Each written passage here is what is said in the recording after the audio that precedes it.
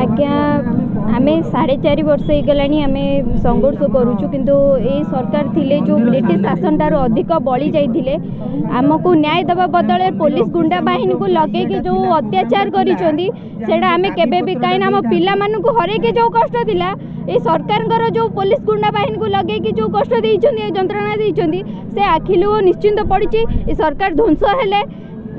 तो आम जो नूतन सरकार नूतन सकाल जो सूर्य आसे आम आशा रखुचु नूतन सरकार आमको न्याय देबे।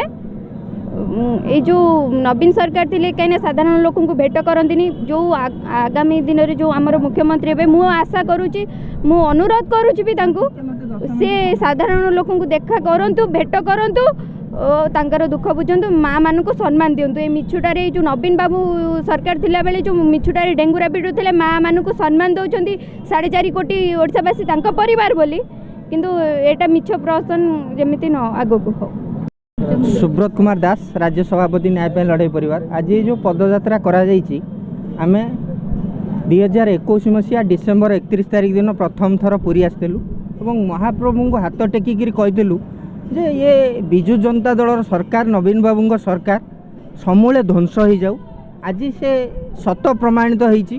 कारण ये आम ओडिशा राज्यर जो पीड़ित परिवार माने वर्ष वर्ष धरिक न्याय पाई संग्राम करी आसुचु जे कौन सी पीड़ित परिवार आज पर्यंत न्याय पाइले नहीं केवल ये क्षेत्र में विजु जनता दल सरकार रे थिबा नरहत्याकारी मंत्री विधायक एवं तुंग नेता माने आम पीड़ित परिवार को न्याय दबा बदल में पुलिस गुंडा बाहिनी की लगेकरी विभिन्न समय आमको राजरास्तार घोषाड़ी पुरी रे भी जो परिस्थिति करथिले आपण माने समस्ते से दृश्य देखिथिबे एवं आज ये सरकार समूले ध्वंस हो जाइए ए सरकार को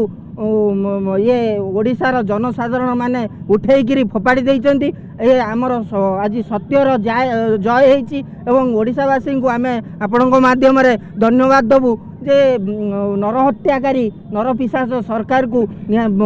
समूले ध्वंस कर देइचंती एवं आमे पीड़ित परिवार माने ये जो नूतन सरकार गठन होबाकू जाउची समस्ते अनुरोध करिवु जे नूतन सरकार गोटे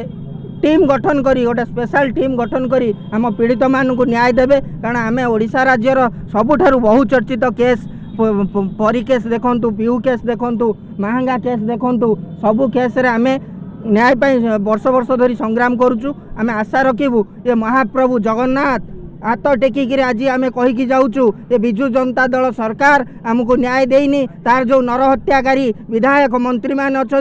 से निहाती भाव में गिरफ हे फांसी दंडे दंडित हे।